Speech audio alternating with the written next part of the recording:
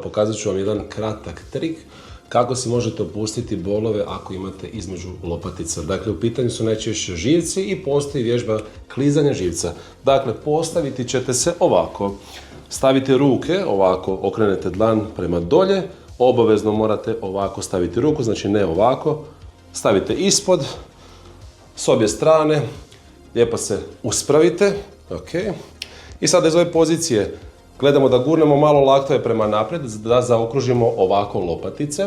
Kada smo to napravili, sada idemo glavom prema dolje i iz ove pozicije probamo ići malo lijevo, pa zatim lagano desno i gledamo gdje osjećamo nekakvu napetost. Ponovimo pokret, odemo u jednu stranu na primjer i sada tu idemo, guramo bradu prema ramenima, idemo prema gore, gledamo lagano prema stropu, pazimo da su stalno laktovi naprijed, nemojte popuštati, inače onda vježba nema smisla, ali tako. Dakle, postavimo se ovako, zarotiramo glavu i idemo sad prema dolje, tu bi trebali osjetiti sa desne strane nekakvo zatezanje, to je živac, ali tako. Ako sada radimo u desno, idemo prema dolje, osjetit ćemo sa lijeve strane.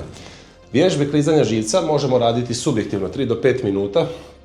Možete to raditi ujutro i navečer kao da perete zube. Dakle, bitno je da radite dok se subjektivni taj osjećaj nekakvog zatezanja, nelagode ne makne i to radite barem 7-8 dana i napišite onda u komentarima da li ste se uspjeli riješiti te dosadne naporne boli bez da trljate lopticu, da imate neku bol i da se stvarate dodatnu nelagodu.